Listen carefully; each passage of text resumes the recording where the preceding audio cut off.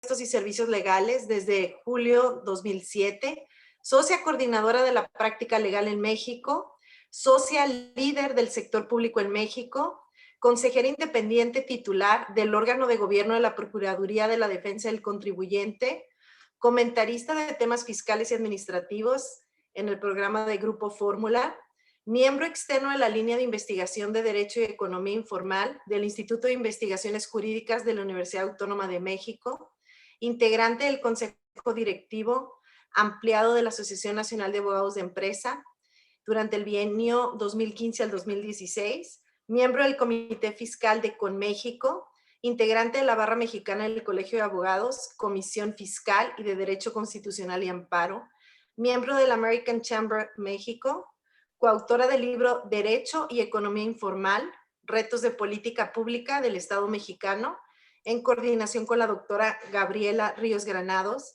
Además, autora de diversas publicaciones en revistas, especialidades en materia tributaria, como Puntos Finos y Práctica Fiscal. Expositor y conferencista en diversos foros nacionales e internacionales en temas fiscales. Bienvenida. Ahora me voy a dar... Gracias.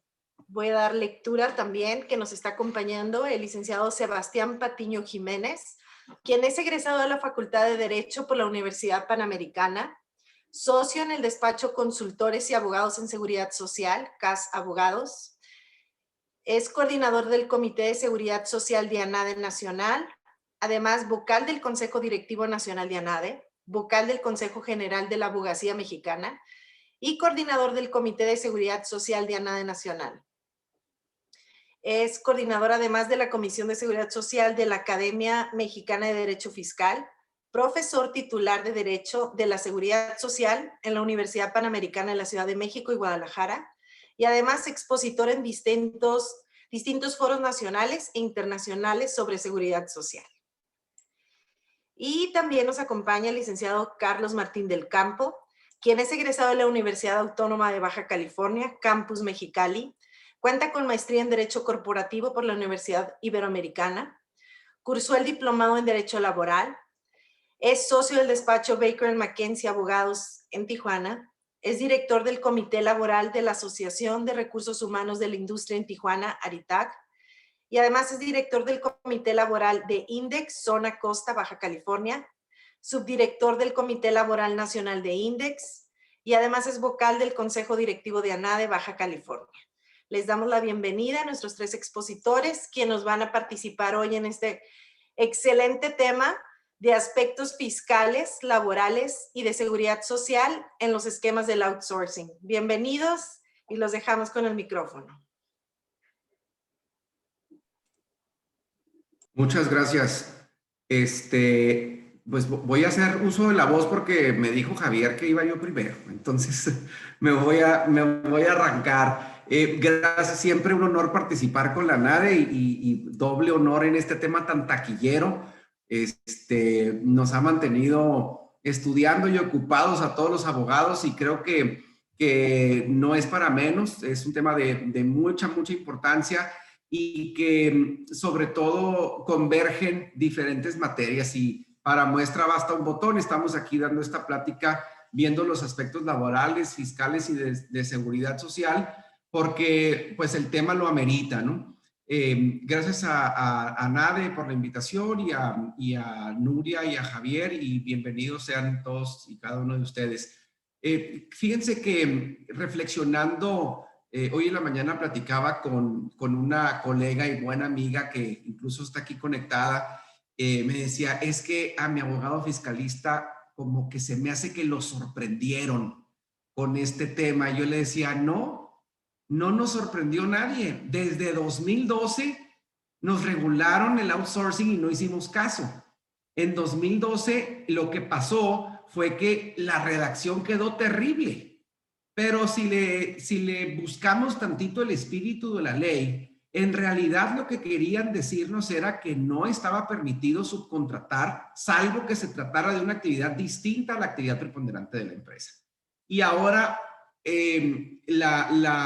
digamos, el escándalo sucede porque claramente dice se prohíbe la subcontratación, ¿no? Entonces, A partir de ahí podemos ver, les digo, desde 2012, digamos, el esfuerzo del gobierno de regular todo este tema, pero de 2012 a la fecha han habido diferentes iniciativas de reforma que no habían tenido el impulso o que no habían tenido el ímpetu necesario para ser analizadas y para ser revisadas por los diferentes sectores y por supuesto que se convirtieran en una realidad. La iniciativa que más llamó la atención fue aquella que presentó Napoleón Gómez Urrutia y que la presentaron en 2010, finales del 2019, principios del 20. Y luego, en noviembre de 2020, el presidente de la República presenta esta iniciativa de reforma ante la Cámara de Diputados. Y en realidad, digo, muy poquitas palabras menos, es la que hoy, hace un par de horas, aprobó la Cámara de Senadores. Antes de eso, en febrero de 2020 se hizo un parlamento abierto. Se me hizo a mí de un altísimo nivel técnico, de un altísimo nivel desde el punto de vista jurídico. Sin embargo, se me hizo impráctico. Se me hizo que no fue suficiente, no hubo suficientes argumentos ganadores como para que la reforma tuviera aceptara modificaciones importantes. No hubo suficientes propuestas de ninguna de los sectores que provocaran una verdadera modificación en términos de que esto fuera diferente, ¿no? Y la frase de se prohíbe la subcontratación permaneció ahí desde el primer día. Desde el momento en que se hizo la iniciativa, se quedó ahí la frase de que no se iba a permitir la subcontratación y entonces se establece toda esta parte de modificar todas las leyes que tienen que ver con la subcontratación, y que incluyen la Ley Federal del Trabajo, la Ley del Seguro Social, Infonavit, Código Fiscal, Impuestos sobre la Renta y la Ley del IVA. Y ahorita vamos a ver a lo largo de la plática, estoy seguro que vamos a ir concatenando un tema con el otro para darnos cuenta cómo las prohibiciones y las nuevas obligaciones desde el punto de vista laboral tienen una liga con los temas fiscales y con los temas de seguridad social. Entonces es importante tomar en cuenta el aspecto, digamos, el contexto en el que nos encontramos y también, ¿por qué no mencionarlo?, el contexto a la luz de las elecciones. Me parece que el tema de subcontratación lleva acompañando una publicidad muy fuerte en relación con las elecciones porque tiene un enfoque de mucha protección para los trabajadores, de mucha protección para la protección de los derechos a recibir un salario digno, a recibir prestaciones conforme a la ley, el derecho a la seguridad social, que, ¿por qué no decirlo?, en algunos casos hubo empresas de subcontratación, ya sea del mismo grupo o no, que abusaron de esa figura y no respetaron los derechos de los trabajadores. Entonces, sí hay cierta carga política, digamos, que mueve todo este tema en términos de publicitarlo como algo que beneficia a grupos muy, muy grandes de trabajadores. Después de trabajar en el 2011 y principios de 2012 con esta redacción del artículo 15A de la Ley Federal del Trabajo, que como les decía hace un rato, en mi opinión quedó desde aquel entonces muy complicado de leer y con mucho espacio para interpretación. Recordarán que hablábamos de si se deja de cumplir con uno de los 3 requisitos del 15A, entonces ya estás fuera de la ley, o no, tienes que dejar de cumplir con los 3 para que se considere que estás en violación. Insisto, me parece que el espíritu de la ley era prohibir o no permitir que las empresas contrataran personal para la realización de su actividad preponderante. Entonces, lo que hace esta nueva reforma es que los deroga. 15, A, B, C y D van para afuera y se prohíbe expresamente la subcontratación y la define. Subcontratación es cuando un patrón pone a disposición de otro patrón, ya sea una persona física o moral, a un trabajador para su beneficio. Y ahí se detiene.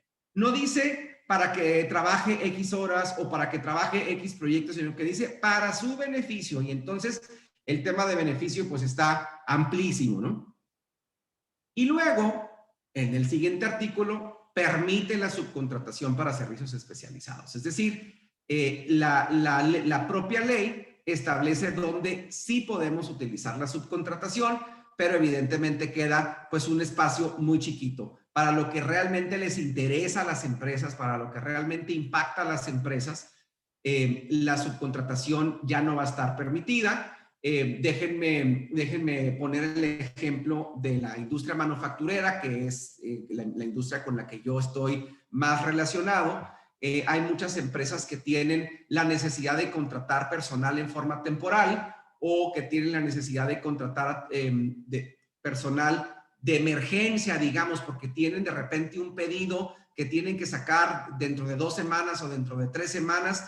Entonces, su producción está muy pegada al aire. No pueden designar trabajadores de los que ya tienen para asignarlos a un proyecto especial por un pedido inesperado. Entonces, lo que hacen es levantar el teléfono, hablarle a la empresa de subcontratación y decirle, tráeme 100 trabajadores el lunes y los quiero durante 3 semanas. Y resulta que cuando van en el día número 18, les cancelan el pedido o les recortan el pedido, siempre no van a necesitar a la gente, entonces vuelven a levantar el teléfono y le hablan a la empresa de subcontratación y le dicen, ya llévatelos, porque ya no los necesito, ¿no? El otro día un cliente, hablando de todo este tema, un cliente utilizó una frase que se me hizo gráfica, pero al mismo tiempo me llamó la atención. Decía, es que el outsourcing me entrega los cuerpos, ¿no? The warm bodies, me decía, como para que nomás se pongan a trabajar, ¿no? Entonces explica mucho, por un lado, de la diferencia entre cómo se maneja la subcontratación en México, distinto a otros países del mundo, pero también cómo hay tanto espacio para interpretación, tanta falta de fiscalización por parte de las autoridades y explica un poco de por qué estamos donde estamos ahorita, ¿no? Y sí permite la subcontratación de los servicios especializados y también define los servicios especializados y especifica que es todos aquellos que no están relacionados con el objeto social y con la actividad preponderante de la empresa. Es decir, la actividad específica a que se dedica la empresa, cualquier cosa que no sea eso va a estar permitida. Y aquí quisiera hacer una pausa para hacer la diferencia entre el impacto que creo que conlleva el hablar de objeto social y el hablar de actividad preponderante de la empresa. Sabemos que en el tema de objetos sociales, muchas veces cuando se constituyen las empresas se trata de poner diferentes objetos sociales en uno. Una pluralidad de actividades que permita a la empresa llevar a cabo diferentes tipos de negocio.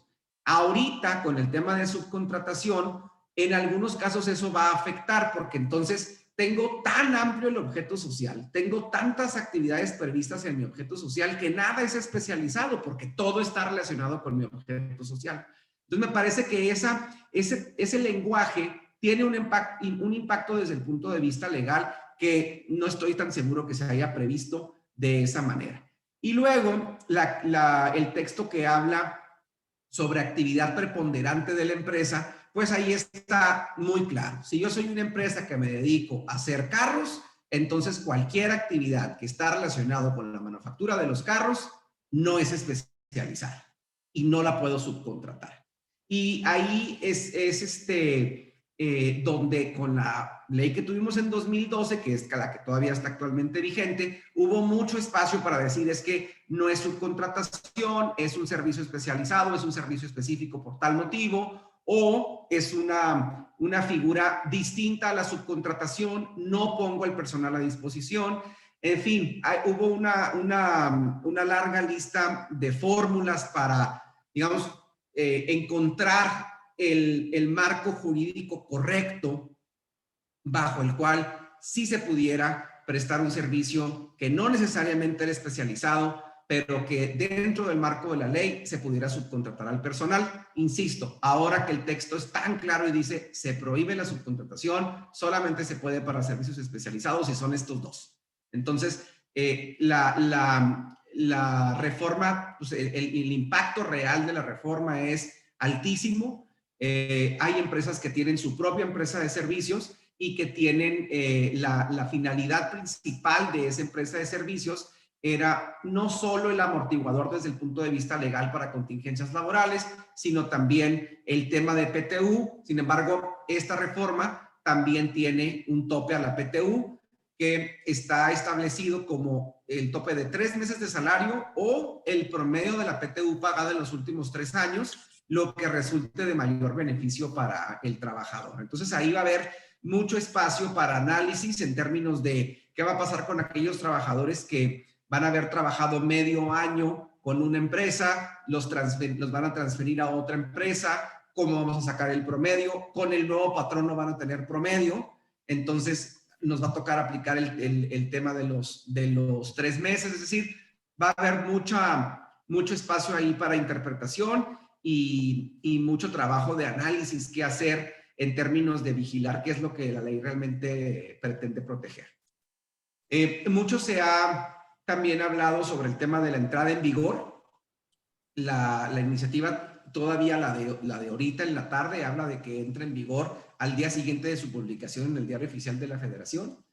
Y llama la atención que establece una excepción en el artículo transitorio en cuanto a que las disposiciones fiscales van a entrar en vigor a partir del 1 de agosto, lo cual nos deja pensar muy claramente que la publicación va a ser a partir del 1 de mayo, porque uno de los cambios que vienen en la reforma establecen que los patrones van a tener hasta 3, bueno, establece la obligación de transferir bienes afectos al negocio en cualquier sustitución patronal, pero a partir de la entrada en vigor, si el patrón tiene trabajadores para transferir al beneficiario del servicio y lo hace dentro de ese lapso de 3 meses, entonces va a estar exento de esa obligación, siempre y cuando lo haga dentro del lapso de 3 meses a partir de la entrada en vigor.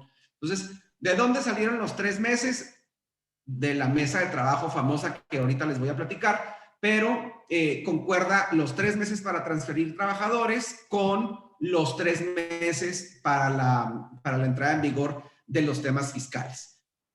Cuando estábamos en medio de toda la parte de la negociación, se crea esta mesa de trabajo con el Consejo Coordinador Empresarial, representantes de trabajadores, representantes de las empresas y por supuesto representantes del gobierno, donde hubo como mucha esperanza y mucha expectativa de qué es lo que podría pasar derivado de esas negociaciones. Lo cierto es que, digo, en mi opinión y leyendo la iniciativa como salió en noviembre a como quedó ahorita, son muy poquitos los cambios, pero sobre todo de fondo es el mismo. La subcontratación queda prohibida y la parte de los servicios especializados es lo único que está permitido. Por ahí se cambió la parte de la obligación de tener anteriormente la reforma hablaba de que los servicios especializados para poderse prestar, el prestador de servicios tendría que estar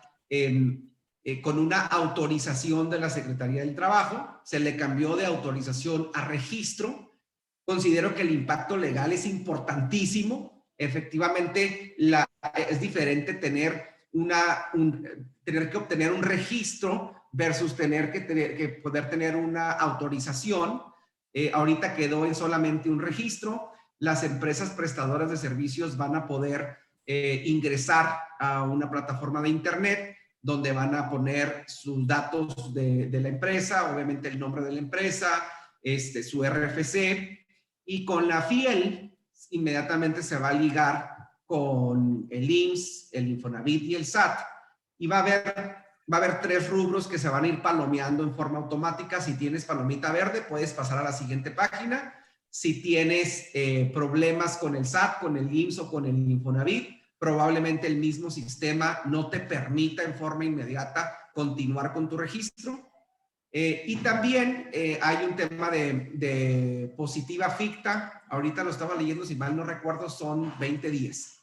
La cuestión interesante aquí es que la Secretaría del Trabajo podrá dar el registro, podrá otorgar el registro. Es un requisito indispensable para que el gasto sea deducible. No me voy a meter en la parte fiscal, pero al mismo tiempo creo que el hecho de tener el registro no representa ninguna garantía en términos de que esa empresa ya está en cumplimiento de obligaciones. Me parece que la actividad fiscalizadora del SAT podrá continuar independientemente de que la empresa esté registrada. Considero que tener el registro va a ser un requisito que se va a tener que cumplir y una vez que se tiene el registro, se puede prestar el servicio y digamos que tendremos cubierta la parte laboral para comprobar de alguna manera que el servicio que le estoy contratando a esa empresa es un servicio especializado. Sin embargo, la parte fiscal correrá su propia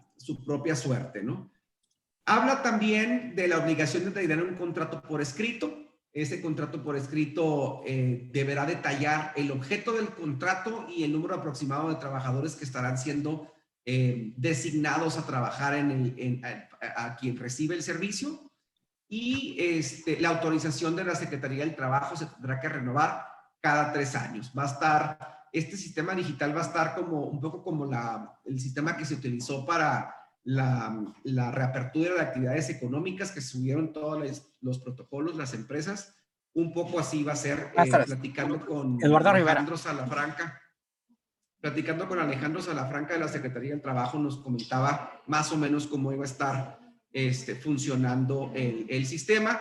Y pues bueno, se busca tener un padrón de prestadoras de servicios con la creación de este registro, ¿no? Es importante el cambio, el tema de las multas. Si hay una violación del que realice la subcontratación de personal estando prohibida o que el que se beneficie de él, desde el punto de vista laboral, las multas son importantes, hasta 50,000 veces la unidad de medida y actualización, amén de las cuestiones fiscales que ahorita nos van a explicar, que considero que son de muchísimo mayor impacto, ¿no? Creo que la reforma pues es importante, es una reforma que impacta a las empresas de subcontratación, tanto internas como externas, el outsourcing clásico como el insourcing, que son las empresas de servicios del mismo grupo. Y el impacto es diferente y el plan de acción es diferente también dependiendo de la estructura que tengan. Me parece que cuando tenemos subcontratando a trabajadores por conducta de una empresa de servicios, por conducta de un outsourcing clásico, como le llamamos nosotros, hay varias cosas que hacer. Primero, hay que identificar si el servicio que esa empresa nos presta va a clasificar como empresa de servicios especializados o no. Independientemente de que tenga su registro o no, necesitamos identificar si conforme a la actividad que se desempeña, se puede seguir prestando ese tipo de servicio. Si el servicio se puede clasificar como especializado, entonces tendrá que tener su registro y podrán continuar con esa actividad. Pero si el servicio está relacionado con la actividad preponderante de la empresa o con el objeto social, entonces quedará prohibido. Tenemos 3 meses para transferir a los trabajadores. Considero que hay que hacerlo con cuidado. El texto de la ley nos invita a hacer una sustitución patronal. Yo quisiera sugerir que se haga el análisis específico de cada caso. La sustitución patronal no es la única herramienta para transferir empleados, y también creo que es importante verlo a la luz de que probablemente desde el 2012 o antes hasta esta fecha hemos venido diciendo que no estamos bajo el régimen de subcontratación. Entonces, transferirlos ahorita bajo una sustitución patronal y acogernos al beneficio de que no tenemos que transferir bienes, creo que abre la puerta para temas que merecen análisis de riesgo, para evitar cualquier sanción de parte de la empresa. en términos de decir, pues sí estaba en subcontratación, en algo que hemos venido diciendo que no.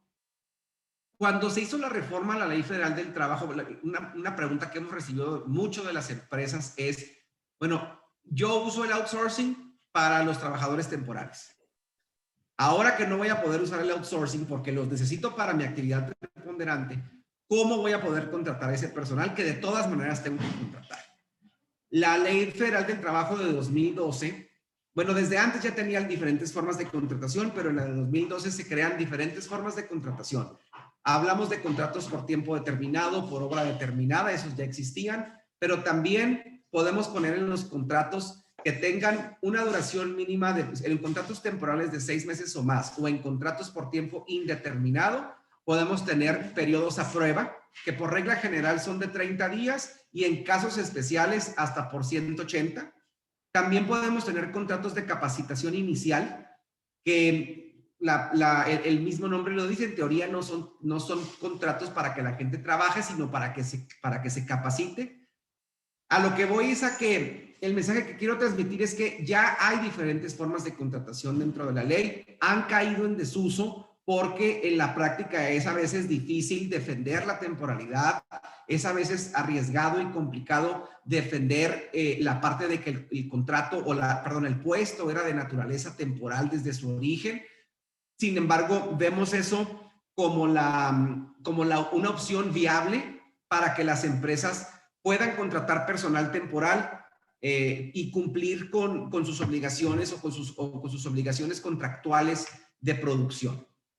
Y habrá que analizar, obviamente, el contenido del contrato que se haya celebrado con la compañía de subcontratación, ver qué cláusulas tenemos en términos de cláusulas de escape, en términos de terminación anticipada, tal vez alguna cláusula de consumos mínimos que no debamos incumplir. Recordar que el contrato de prestación de servicios no está regido por la Ley Federal del Trabajo, sino por el Código Civil. Entonces, hay obligaciones contractuales con las que tendremos que cumplir, aunque la Ley Federal del Trabajo cambie. Hay que ver la estructura del contrato para ver qué tipo de contrato tenemos, porque tal vez lo tengamos que renegociar, tal vez lo tendremos que dar por terminado en forma anticipada. Entonces, hay avisos que dar, hay tal vez un convenio de terminación por mutuo consentimiento que querramos firmar. Es decir, hay que atender a la parte contractual.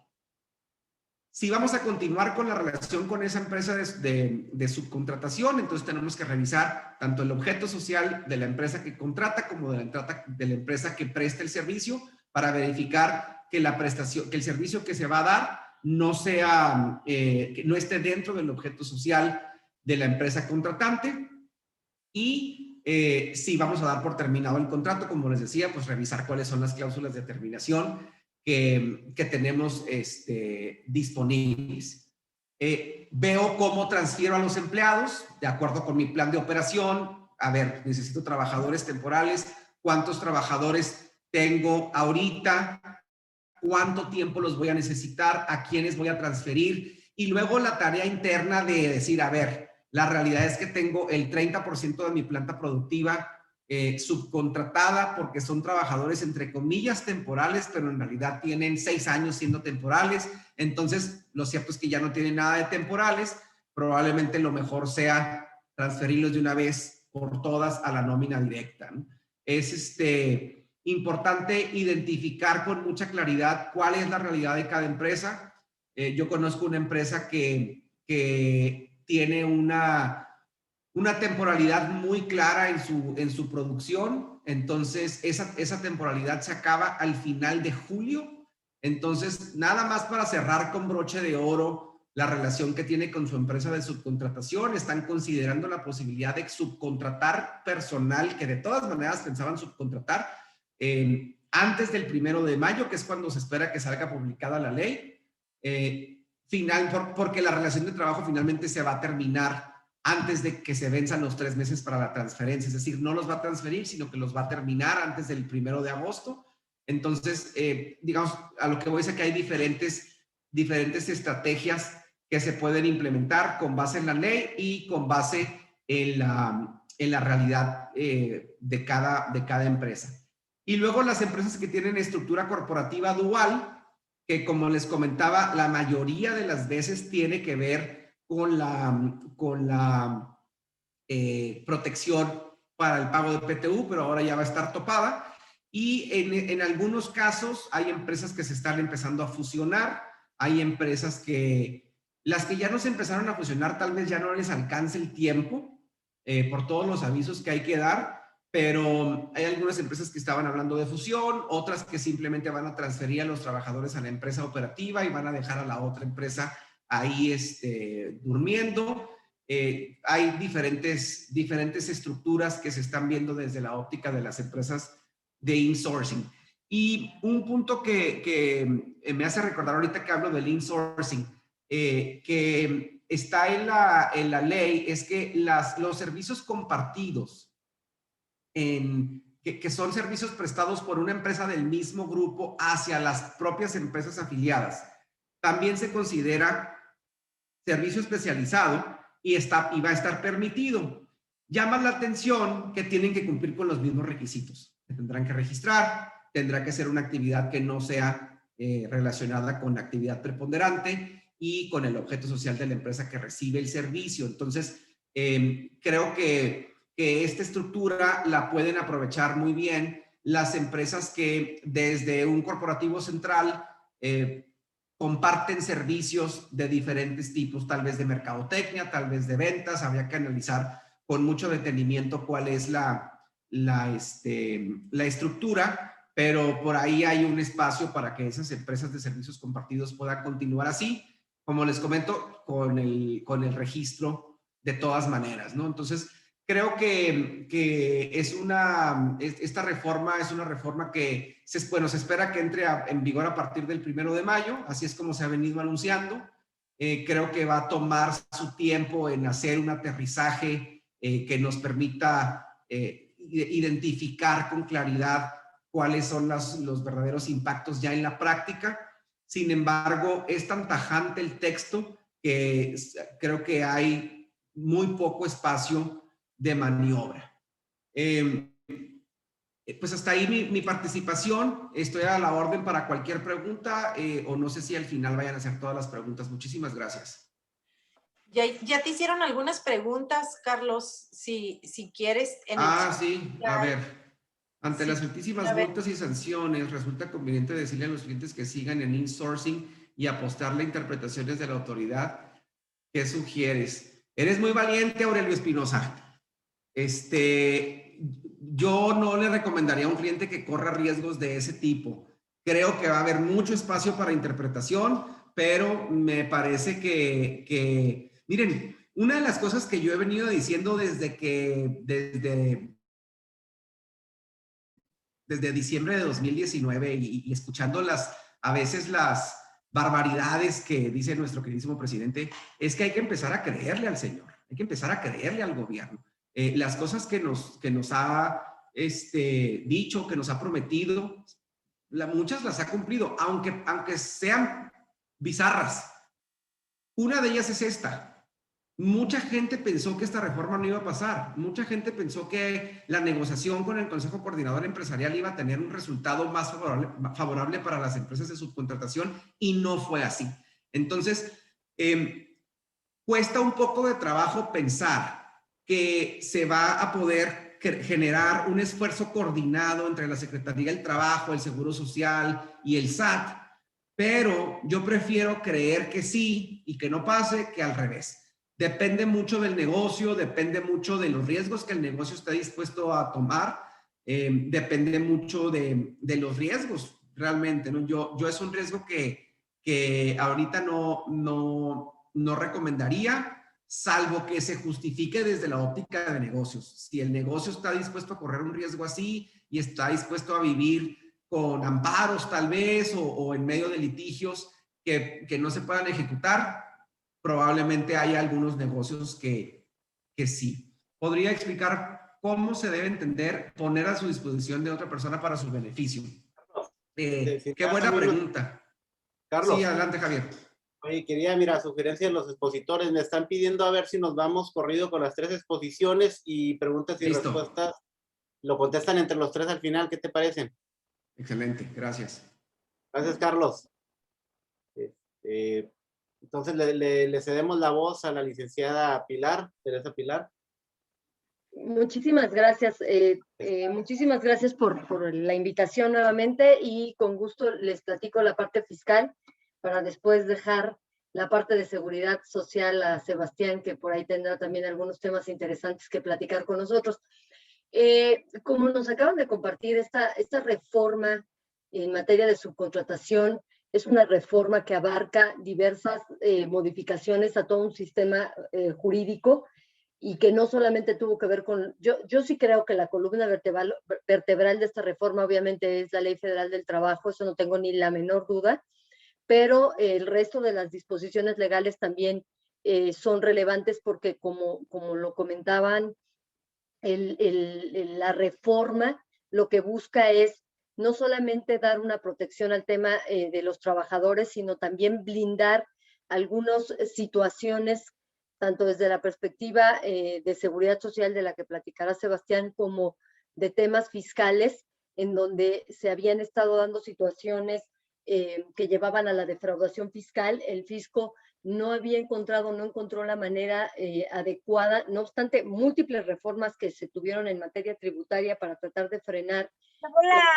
los postres, los problemas en materia de subcontratación o los problemas que se generaban con motivo de la mala subcontratación, porque yo creo que sí tenemos que distinguir entre prácticas nocivas y quienes ya realmente llevaban un tema de la subcontratación para hacer pues a lo mejor más eficiente su modelo de negocio, sobre todo por temas que no necesariamente tenían que ver con la evasión fiscal, pero sí con un tema de controlar las utilidades que se generaban dentro de las empresas. Entonces, este marco normativo que tuvo que ver con reformas tanto a la Ley Federal del Trabajo, Ley del Seguro Social, Infonavit, y las que a mí me toca platicar, que son Código Fiscal de la Federación, Ley del Impuesto sobre la Renta y Ley del Impuesto al Valor Agregado.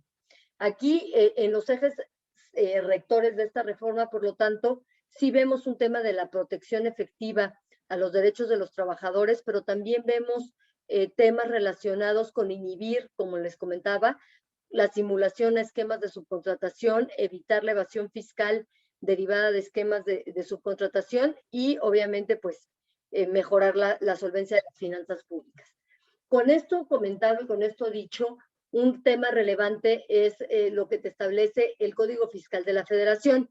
Hay una modificación, una adición al artículo 15D del Código Fiscal de la Federación que establece claramente que no se van a dar efectos fiscales ni de deducción ni de acreditamiento cuando estemos en presencia de subcontratación de personal, ni por los servicios en donde se proporciona o se ponga nuevamente a disposición del contratante estos trabajadores.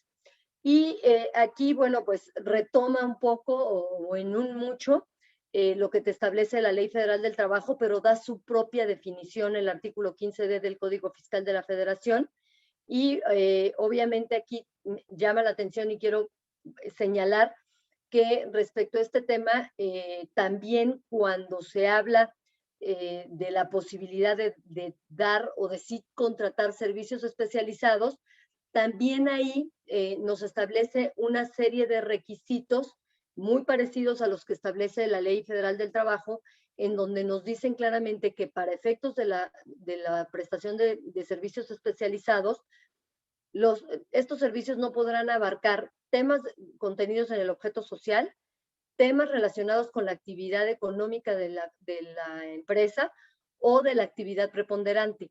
Estas diferencias que se pueden dar en la redacción de los ordenamientos legales derivan de que hubo modificaciones que se negociaron desde la perspectiva de la legislación en materia laboral y que la parte fiscal realmente ya no fueron tocadas. Entonces, esta parte pues creo que es un tema relevante que tengamos en la mente.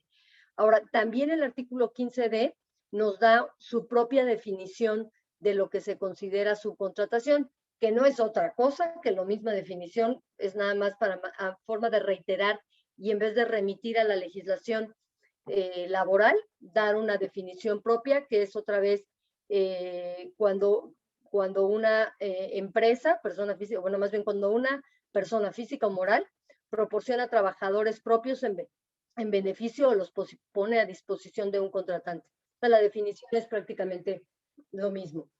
Y en el tema de los servicios especializados, uno de los temas que también tenemos que destacar, además de que no estén dentro del objeto social, que no sean parte de la actividad preponderante del contratante, es también que se cuente con esta autorización, ahora pues obviamente registro ante la Secretaría del Trabajo y Previsión Social de las empresas que van a prestar esos servicios especializados. Entonces, y lo vamos a ver más adelante, tanto en la ley del IVA como en la ley de renta, cómo este tipo de situaciones se vuelven a mencionar. Otro tema también relevante aquí en esta reforma es que lo que nos dice, y es de llamar la atención, cuando se tenga el uso de esquemas de subcontratación, no se va a considerar que el gasto es estrictamente indispensable y por lo tanto justamente es lo que nos dicen que no vamos a dar estos efectos fiscales.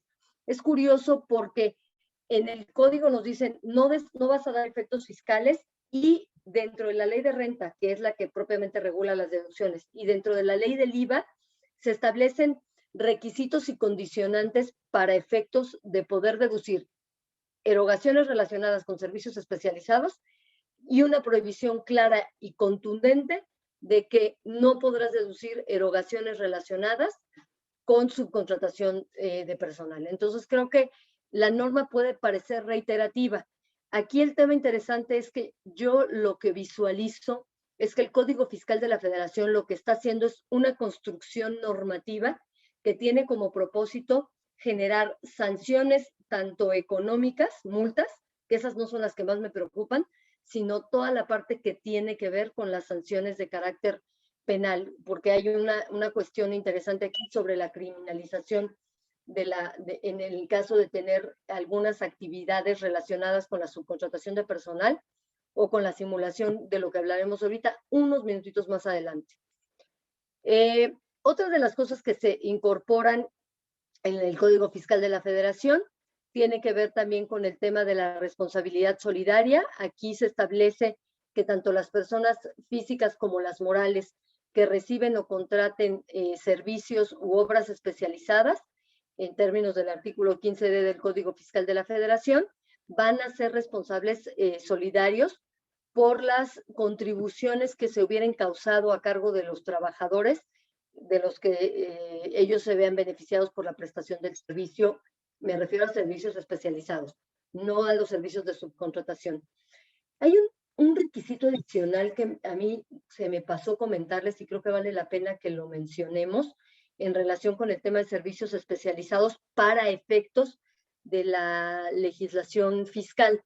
Nos dicen que en estos supuestos no vamos a poder contar con trabajadores que el contratista ponga a nuestra disposición cuando estos originalmente hubieran sido del contratante, porque justamente lo que quiere evitar es que empecemos a dividir a la empresa y hacer empresitas de servicios especializados y que digamos, no, pues es que lo voy a contratar porque él es el especializado en la pintura del automóvil, él es el especializado en llevar a cabo el tapiz de los asientos del automóvil. O sea, no quieren que se haga esta división de la empresa, sino que realmente se mantenga esta idea de que los trabajadores tienen que ser sumados a la empresa que realiza la actividad económica. Entonces, yo creo que es un punto relevante. Y el otro punto relevante en tema de servicios especializados es que los trabajadores que provea o ponga a disposición no abarquen la totalidad de la actividad que realiza de manera preponderante el contratante. Entonces, creo que estos temas, lo que va tejiendo la normativa es justamente ir cerrando espacios de interpretación para que no se le trate de dar la vuelta a esta reforma. Y pues tal vez así lo anterior, que uno de los temas interesantes, además de las multas que se prevén y que se establecen, en donde nos dicen que, bueno, se va a considerar que habrá una agravante para efecto de las multas cuando hay reincidencia por deducir o acreditar erogaciones que tienen que ver con esquemas de subcontratación y además de establecernos una multa que puede ir de 150,000 a 300,000 pesos más o menos por incumplir con las obligaciones que nos establecen las disposiciones fiscales, el tema yo creo que más llama la atención dentro del código, y es al que yo hacía alusión hace un momento, tiene que ver con la reforma al artículo 108 del Código Fiscal de la Federación para señalar como delito de defraudación fiscal equiparada a quien utilice algún esquema o tenga contratado un esquema de subcontratación, que eso está prohibido, o también utilizar esquemas simulados de prestación de servicios especializados o de ejecución de obras especializadas, cuando en realidad lo que estamos escondiendo atrás es la figura de una subcontratación.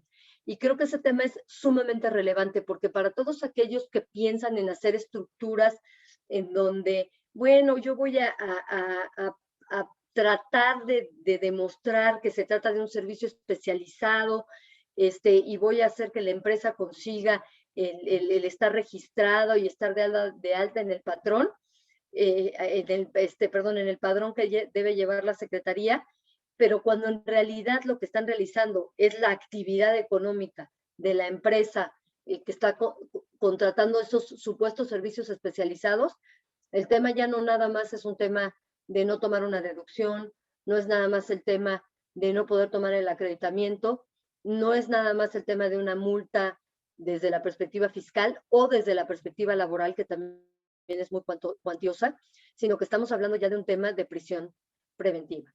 Digo, de prisión, y de hecho, y justamente mi comentario en cuanto a la prisión preventiva es porque en caso, esta es la parte más fuerte del tema, este tipo de modificaciones, este tipo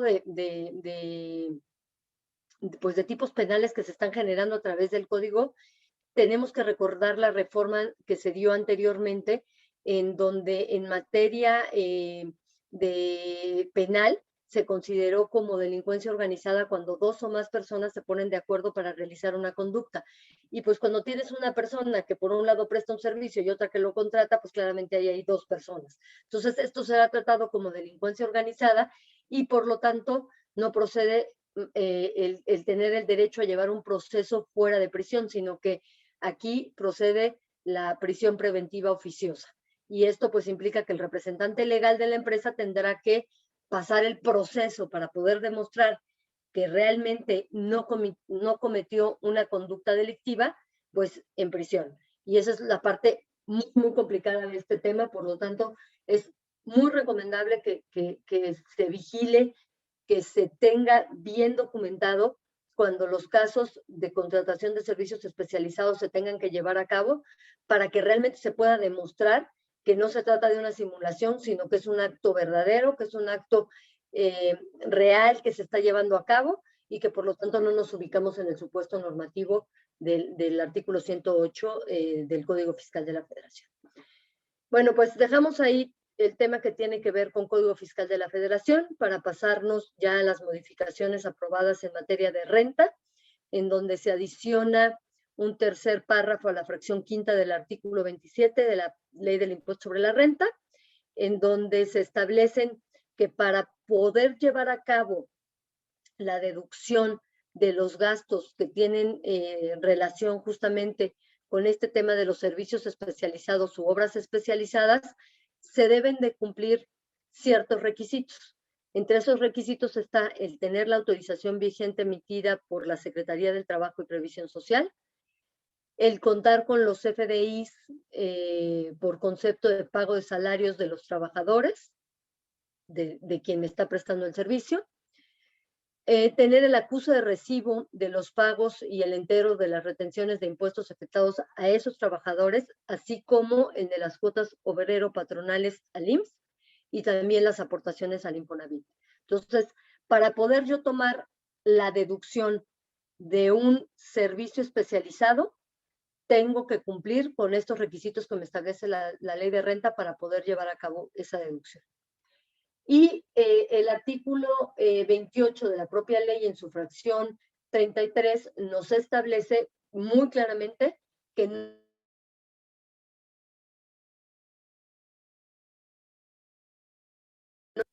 muy clara prohibición. Con esto no hay lugar a interpretación. Más bien el tema está por el lado de los servicios especializados de ver si realmente lo son o no lo son. En materia de IVA también hay ciertas modificaciones. La primera de ellas, en congruencia con este nuevo sistema, pues está eliminando la retención del 6% del IVA trasladado que hoy día venimos haciendo o se vienen haciendo las empresas que son prestadoras de servicios que ponen a disposición personal y que, de acuerdo con lo que te establece el artículo 1A de la ley del IVA, pues es obligación de quien recibe el servicio hacer esta retención para poder hacer el entero al SAT.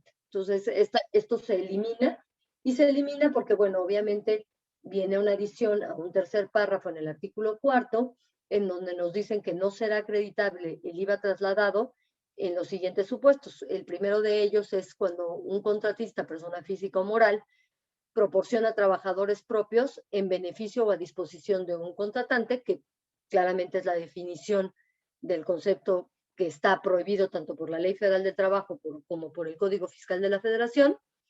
También cuando los trabajadores que el contratista proporcione o ponga a su disposición originalmente hubieran sido del contratante, esto en tratándose de servicios especializados, y cuando los trabajadores que provea o que ponga a disposición pretendan abarcar la totalidad de las actividades del contratante, porque nuevamente eso es no es una prestación de servicios especializados, es una subcontratación de personal como tal.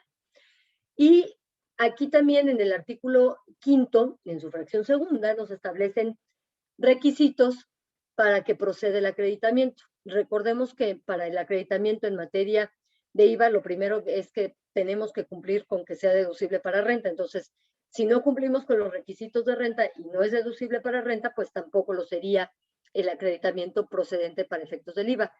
Pero además de eso, y además de la autorización vigente también, que hace mención la disposición legal, nos dice que tenemos que tener la declaración del IVA correspondiente y el acuse de recibo del pago del impuesto de la persona o del moral o física a la que se hubiera contratado para la prestación de esos servicios especializados.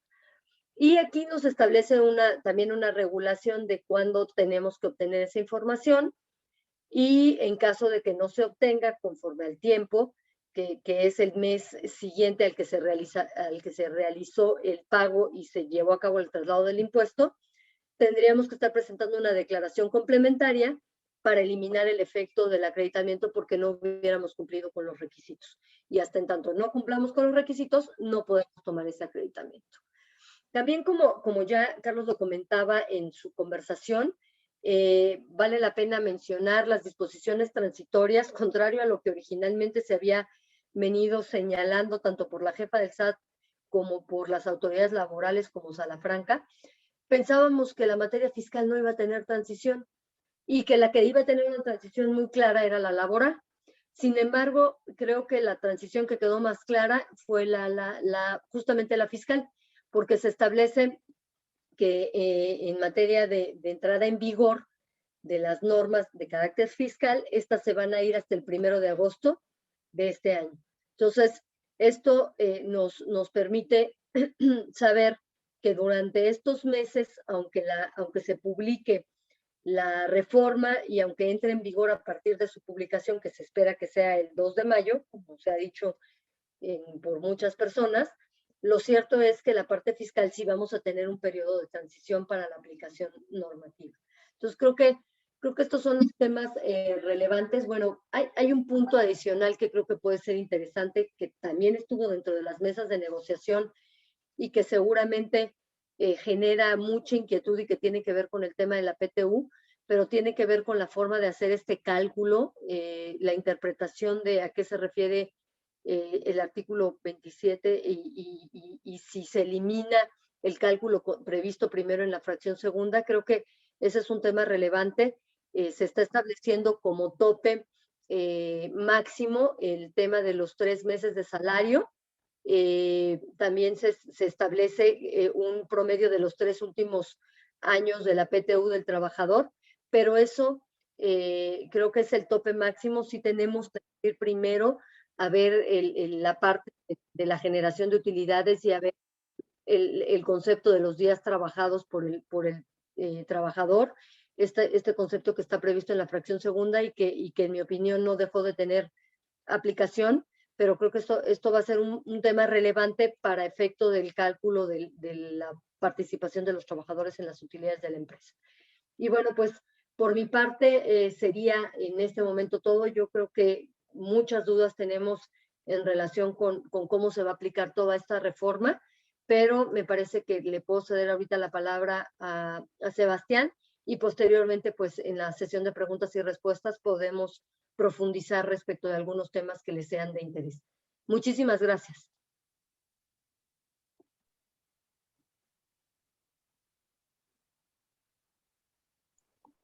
Adelante, Sebastián.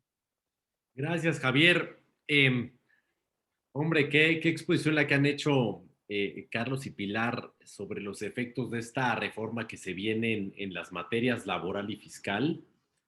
Y antes de comentar los detalles de seguridad social, solo quiero decirles que felicito a mi querido presidente y a su vicepresidenta por tener, Javier y Nuria, qué bárbaro, casi 100 participantes en una sección muy sólida de ANADE, que yo me siento muy orgulloso de esta sección siempre y agradezco con mucho cariño que esté una de las mujeres líderes en la abogacía de México a nivel nacional, nuestra querida Blanca Villaseñor. Gracias, querida expresidenta, por acompañarnos. Blanca fue presidenta del Consejo Directivo de ANADE de Baja California hace algunos años, así que Blanca no nos va a enseñar cómo romper el techo de cristal en unos años o cómo romperlo ahorita. Ella lo rompió hace unos años, así que querida Blanca, gracias por estar con nosotros y por dejar los cimientos de esta sección en donde podemos tener un evento como este. Gracias, gracias.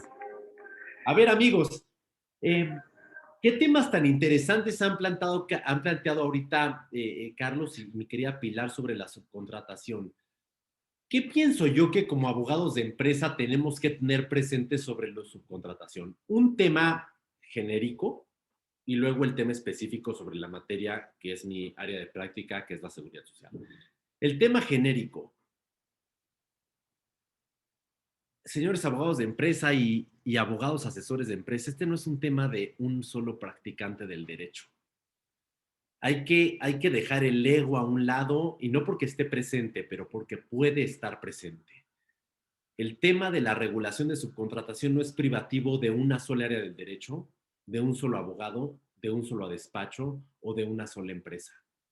Es un tema interdisciplinario en donde todos vamos parejos.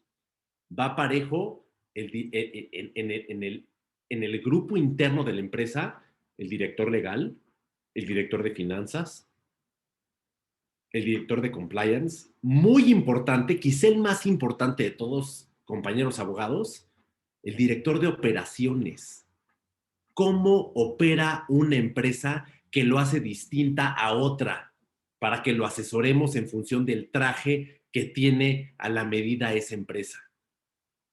Y desde el punto de vista externo, parejo, el abogado laboral, el abogado fiscal, el abogado corporativo y el abogado de seguridad social. Esta reforma no es laboral y el laboralista lleva mano, desde mi punto de vista.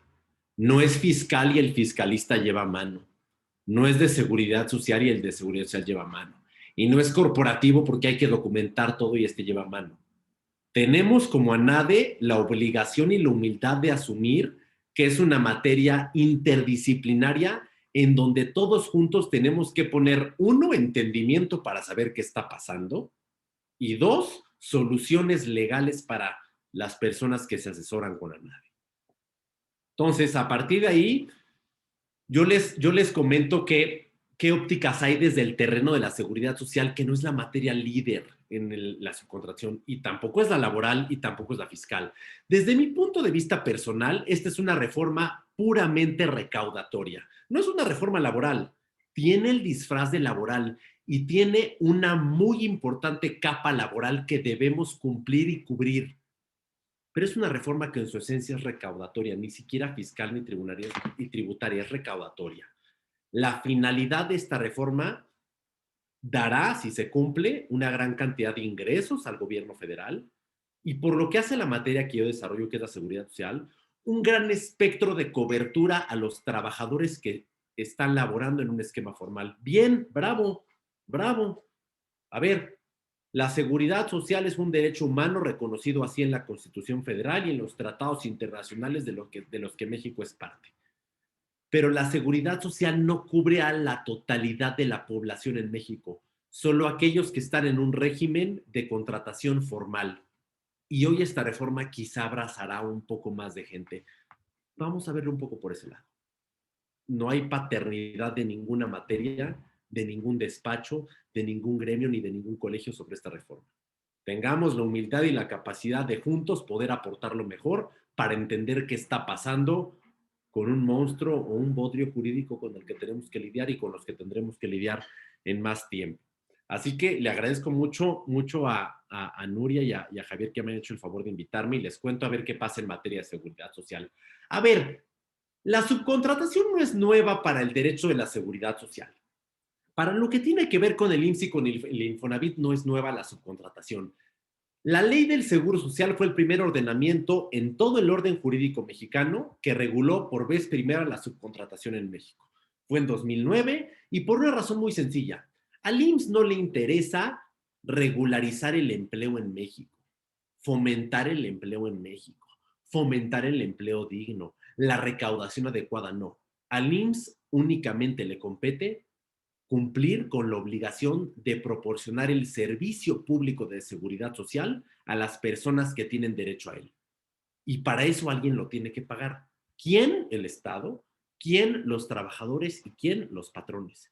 Y detectó en 2009, 2008, es más antes de la iniciativa, que había una gran cantidad de patrones que no lo estaban cumpliendo. ¿Por qué? Pues que porque si alguien les vende un esquema de nóminas, que había una pagadora, que si con asimilados a salarios, que si con las facturas, que si tal.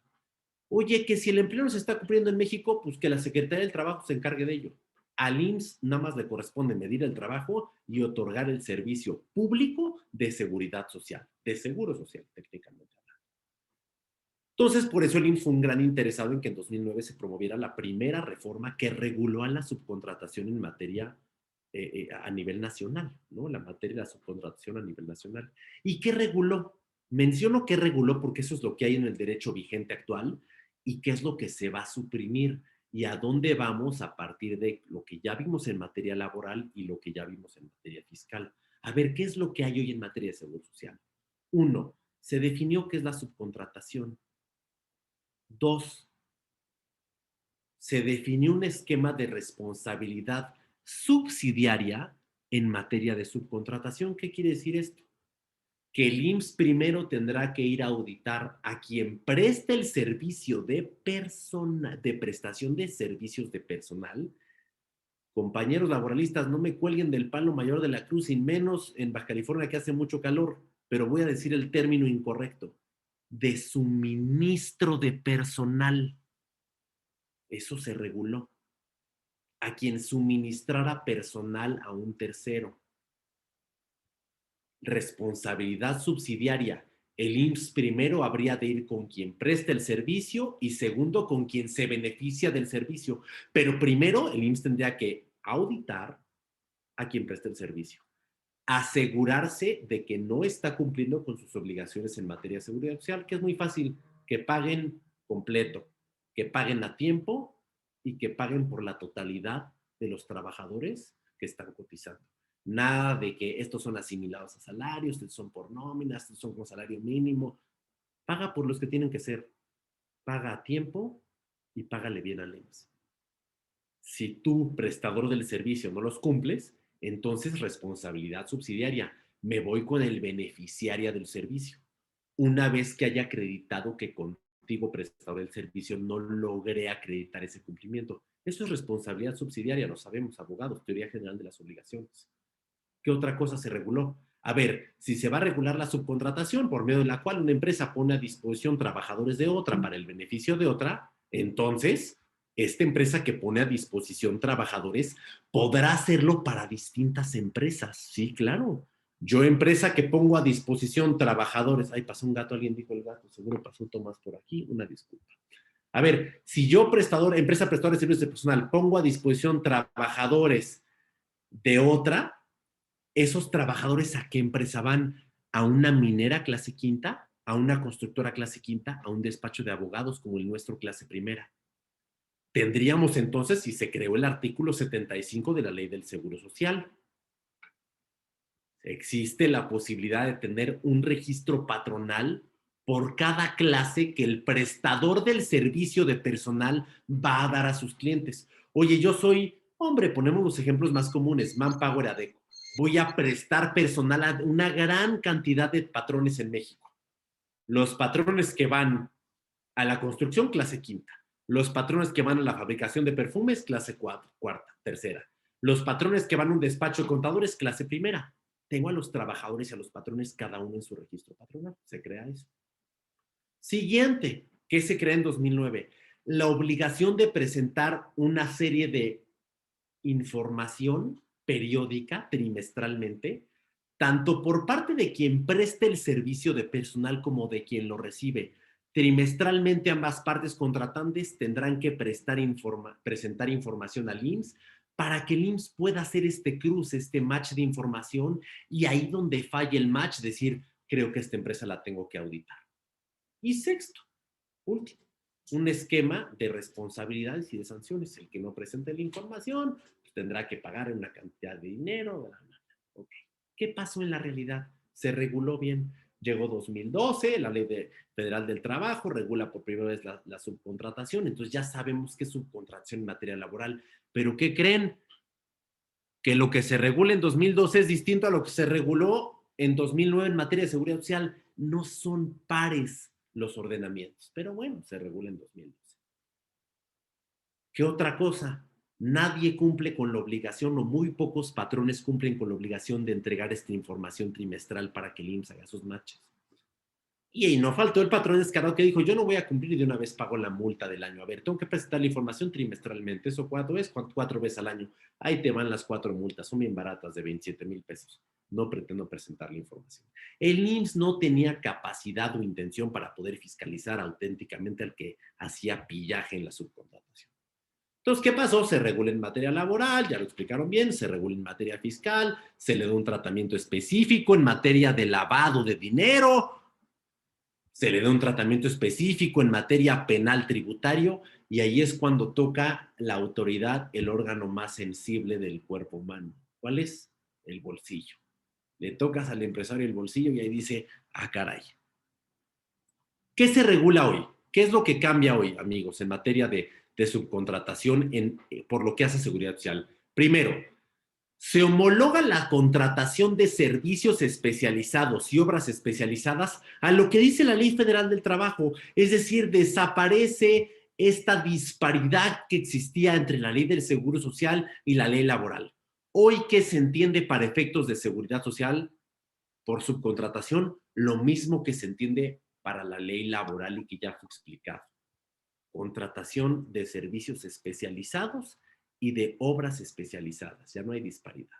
Segundo, se suprime la responsabilidad solidaria, subsidiaria que antes existía. Esta posibilidad de que el IMSS indistintamente acudiera o con el prestador de servicios o con el beneficiario. Hoy es muy claro, la responsabilidad en el segundo párrafo del 15A de la Ley del Seguro Social será solidaria.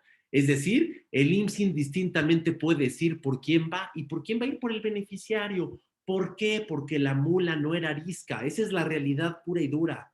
El IMSS iba, y yo no soy defensor del IMSS, pero el IMSS iba y auditaba una empresa porque prestaba servicios de subcontratación. ¿Y qué se encontraba? El domicilio fiscal era fantasma, era un terreno baldío. Ah, no, no fue terreno baldío, es un edificio. A ver, vamos a estar al edificio. ¿Qué hay? Está abandonado.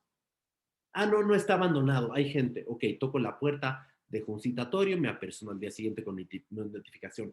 ¿Quién me recibe? El representante legal. ¿Y quién era el representante legal? El chofer, el escolta, un trabajador doméstico del propietario de la empresa. Esa era la realidad. ¿Qué bienes tiene el instituto para poder asegurar el cumplimiento de las obligaciones en materia de seguridad social? No hay nada. Hay 3 computadoras, 2 escritorios viejos, las computadoras tienen Windows 98, lléveselas SIM si quiere y con eso haga frente del pago de salarios mínimos que hemos hecho de los trabajadores. A ver, esta es la realidad. Está muy preocupante el estado en el cual ponen los abogados de empresa, pero sí hubo abogados, hubo asesores, hubo contadores y hubo empresas que fueron pillos y que son pillos y que lo seguirán siendo a pesar de esta reforma. Y este evento que hoy organiza Javier es cómo podemos los abogados que estamos en un estado de compliance cruzar esta reforma y las empresas que estamos en un estado de compliance cruzar esta reforma. ¿Qué queda hoy más? Tercer punto en la reforma en materia de subcontratación por lo que hace al derecho a la seguridad social. ¿Subsiste la obligación de presentar periódicamente ante el IMSS información relativa a la subcontratación, pero ahora será cuatrimestralmente, no trimestralmente, y ahora únicamente la va a presentar quien preste el servicio especializado? ¿Y qué tiene que acompañar esa información? El registro de esta empresa que presta servicios especializados u obras especializados ante la Secretaría del Trabajo. ¿Y qué pasa si ante el IMSS se presenta una empresa que no tiene ese requisito? Pues el IMSS lo acusa con la Secretaría del Trabajo. Eso es lo que nos dicen los artículos de la reforma que hoy acaba de ser aprobada por el Congreso de la Unión a través de su Cámara Alta, el Senado de la República. A ver, ¿qué pasó con la presentación trimestral que ya existía? Pocos la cumplieron. ¿Qué dijo el IMSS? A ver, pongo a su disposición. El IMSS hizo su mejor trabajo. Esa es la realidad. A ver, pongo a su disposición una plataforma digital y una plataforma física. La digital, el famoso CIPRES y el CIRESO, para IMSS y para el Infonavit, a través de la cual, por medio de los formatos PC1, uno informaba que estaba haciendo subcontratación y uno informaba que estaba recibiendo servicios de subcontratación. Pocos lo cumplieron, muy pocos lo cumplieron. Entonces, ¿qué pasa hoy? El IMSS tiene que endurecer un poco más las medidas para que ahora sí lo presenten. ¿Y quién lo va a presentar? Únicamente dos sujetos obligados. Quien presta servicios especializados y quien presta o ejecuta obras especializadas al amparo de la Ley Federal del Trabajo. Solo estos tendrán que presentar el informe al IMSS. Oye, yo soy un despacho de abogados que presta un servicio muy especializado porque soy el abogado laboralista de la empresa X en Baja California. Pues sí, no estás prestando un servicio de personas, estás prestando un servicio personal, un terreno comercial frente a un terreno laboral. Hay que distinguir, es una línea clara, pero es nuestra labor como abogados saber cuándo estamos en uno y cuándo estamos en otro. Siguiente aspecto en materia de seguridad social. Se suprime el artículo 75, hoy vigente de la Ley del Seguro Social. Se suprime el registro patronal por clase. Esta bondad que tenían las empresas prestadoras de servicios de personal para ubicar a sus clientes en distintas clases de riesgo y así cubrir uno de los seguros más caros que existe, el seguro de riesgos de trabajo. ¿Por qué se suprime? Porque si se suprime la prestación de servicios de personal, donde yo pongo a disposición trabajadores de otro para que ese otro estén bajo su supervisión y haya don de mando de quien los recibe, si ya se suprime eso, pues también se tiene que suprimir el beneficio del registro patronal por clase. ¿Y qué pasa con los que ya lo tienen? Pues hay una teoría y un poco de algunos colegas que hemos platicado en el seno del Comité de Seguridad Social de la NADE sobre si se aplica la teoría de los derechos adquiridos, del derecho administrativo. Oye, fue un derecho adquirido de buena fe, al amparo de una ley vigente, me lo tienes que respetar, o de plano me lo suprimes y hasta en un transitorio de la ley habría que ver su constitucionalidad. Pero eso en principio se va. Eso es la idea del esquema actual. Se va, ¿por qué? Porque se va la subcontratación. Siguiente modificación en materia de seguro social, multas. Si no presentas o presentas tarde la información que requiere el artículo 15A de la Ley del Seguro Social. ¿Qué información? La que tiene que prestar quien proporciona el servicio especializado, la obra especializada. Si no la presenta cuatrimestralmente al IMSS, multa. ¿Y de cuánto es la multa? De 500 a 2,000 veces el valor de la UMA. Antes era de 20 a 300 veces el valor del salario mínimo. Dato importante, amigos, ahora habla de UMA. Primera vez que la Ley del Seguro Social habla de UMA. Antes todo está en salarios mínimos, que sí, que la reforma constitucional de la desindexación y ahora ya dice, bueno, ahorita la Ley del Seguro Social ya habla de UMAs para la pura sanción. Ya la endurece. Es de 44,810 pesos a 179,240 pesos aquella empresa que preste servicios de personal, servicios especializados o de obras especializadas y que no cumpla con esta presentación de avisos trimestrales al IMSS.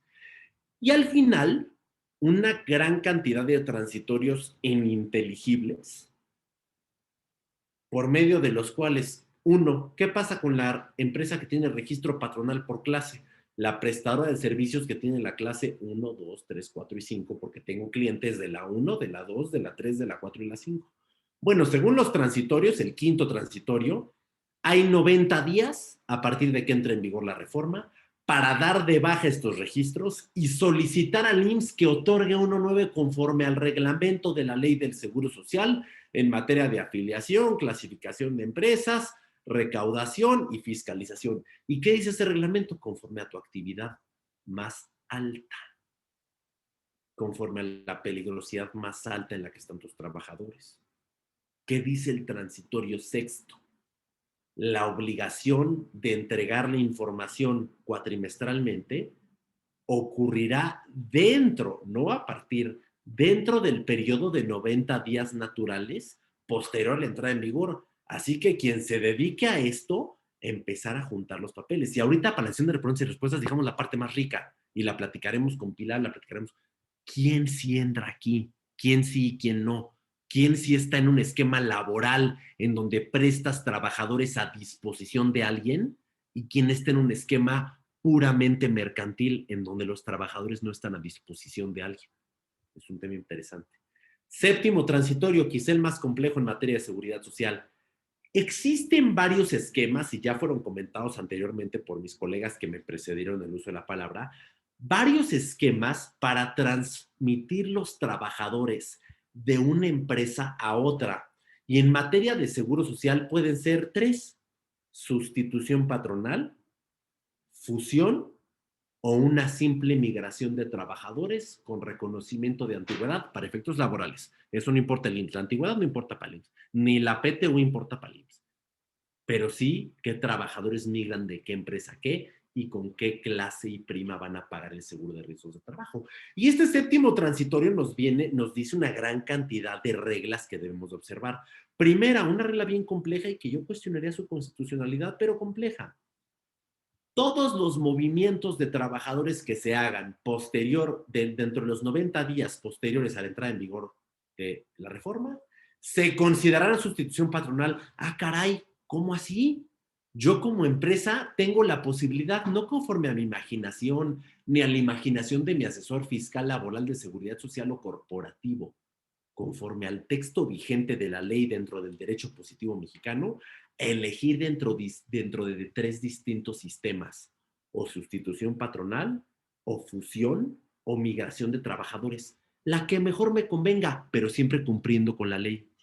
No, hoy el reglamento nos dice, o la modificación la dice que conforme al reglamento de la ley del Seguro Social, dentro de los 90 días posteriores a la entrada en vigor, todas las migraciones de trabajadores serán consideradas sustitución patronal. Ah, caray, pero la sustitución patronal implica ¿qué? Transmisión de activos y que haya una paridad en la tenencia accionaria de la empresa que da y la empresa que recibe. Y si eso no se configura, bueno, pues según el transitorio séptimo es sustitución patronal. ¿Y qué implica la sustitución patronal? Que seas responsable durante los 6 meses siguientes a que opere la sustitución por las obligaciones que haya tenido e incumplido la empresa que haya tenido los trabajos anteriormente. ¿Y qué es lo que quiere esta reforma? A ver, hay que analizarlo. Oye, ¿será jurídico o no? Pero hay que analizarlo y entenderlo. Si tú fuiste una empresa que contrataste un pillo en materia de subcontratación para disminuir tus costos y hoy, por la reforma, estás temeroso y por la asesoría de tu abogado y por ver el webinar de nuestra NADE de Baja California, dices, pues ya los mando a la principal, asumes la responsabilidad solidaria durante los 6 meses siguientes a esa transmisión de trabajadores de lo que el otro no haya cumplido. No está tan descabellado. Hay que ver qué tanto se ajusta a derecho, pero no está tan descabellado. Y para concluir, digo con esto, ¿por qué no tan ajustado a derecho? Porque ya empezaron a salir las soluciones, compañeros. Amparo es inconstitucional. ¿Y qué pienso yo con el amparo? Y con esto concluyo. A ver, ¿cuál es nuestra labor como abogados internos de empresa y externos de empresa? Como internos de empresa, comprar el suéter unitalla del amparo. Ah, me vendieron bien barato. Por cierto, el abogado lo está vendiendo al mismo precio a todos. Lo hicieron bien, sólido, bonito y claro. Un amparo. El mismo es para todos, mano. Es para tu competencia, es para ti, es para el de al lado, es para el que lo pague. Es la realidad de cómo funcionan los servicios jurídicos en México. ¿Y ese amparo me va a servir a mí? Preguntemos los directores jurídicos de empresa.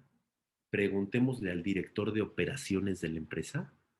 O más bien opción 2, ¿por qué en lugar de tener un suéter unitalla que a uno le queda chico de las mangas y a otro le queda grande, ¿por qué no un suéter a la medida de cada empresa en donde quien lleva batuta, amigos abogados, y tenemos que tener la humildad para escucharlo, es el director de operaciones de la empresa? ¿Cómo funciona la operación de tu empresa para que migres un esquema de cumplimiento? Y cumplimiento no quiere decir doblar las manos, ni morirnos de miedo por lo que piensa el SAT o por lo que piensa el IMSS, sino por lo que dice la ley. Y si ahí, a partir de lo que dice la ley, el IMSS o el SAT difieren, que hay abogados que puedan defenderlo en un tribunal donde hay un perito en derecho, que esperemos pueda dar la razón, no a mí o al IMSS o al SAT, sino al derecho. Entonces, con esto concluyo para poder pasar a la ronda de preguntas y respuestas sobre cómo se aterriza esta reforma y quedo a sus órdenes, amigos. Gracias, Javier.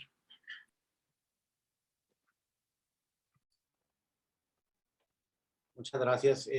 Nuri, no sé si me quieras ayudar con algunas de las preguntas que están aquí y vamos viendo cómo quien guste irlas contestando por parte de los expositores, adelante, ¿no? Claro que sí. Aquí Von Graf preguntó que cómo ves el caso en el cual el contratante no tiene establecimiento en México. Es decir, el contratista en México contrata personal, por ejemplo, de ventas, porque el contratante aún o todavía no tiene el establecimiento en México. A ver, ¿quién quiere contestar? A ver, si quieren voy yo con la parte laboral. Yo creo que en ese caso en específico no hay subcontratación sino lo que hay es una obligación contractual de prestar cierto servicio o tal vez de generar alguna obra, y el patrón directo es el que contrata y es el que se encarga de, con sus propios trabajadores y con el cumplimiento de las obligaciones patronales en forma directa, prestar un servicio a una empresa que está en el extranjero. El trabajador no está a disposición de la persona que está en el extranjero y pues no hay efecto fiscal, ¿no, licenciada? Y luego perdón, voy a aprovechar el uso de la voz para hablar del tema de poner a disposición. Me parece que tiene que haber subordinación. En la Ley Federal del Trabajo se habla de subordinación, y entonces cuando contrata un servicio y ponen personal a mi disposición que voy a tener bajo mis instrucciones y con la obligación de obedecer esas instrucciones, entonces se considera que está a disposición. Pero en el tema de la parte contratante en el extranjero, creo que no hay subcontratación. Aquí, y desde la perspectiva fiscal, y muchísimas gracias, Carlos, por el antecedente, porque creo que es relevante, pero lo voy a vincular a un comentario que de hecho hizo ahorita Sebastián. Lo que pasa es que no sé por qué de pronto todos empezamos a pensar que solamente los servicios especializados van a ser los únicos servicios que se pueden contratar por parte de las empresas. Y la realidad es que no es así. El artículo 13 habla de servicios especializados para efectos laborales. La reforma en materia fiscal y en materia de seguridad social recoge esos conceptos para regular ese tipo específico de prestación de servicios especializados. Pero no son los únicos. Hay una serie de prestaciones de servicios independientes, como a la que alude la pregunta, en donde realmente es una relación contractual, en donde un tercero, que en este caso es extranjero, viene y contrata los servicios de una empresa para que lleve a cabo una cierta actividad. Ahí habrá que ver cómo la realiza para ver si hay un tema de establecimiento permanente, que eso es un tema distinto, pero no necesariamente tiene este impacto de cumplir con las obligaciones que se derivan de esta reforma en materia laboral.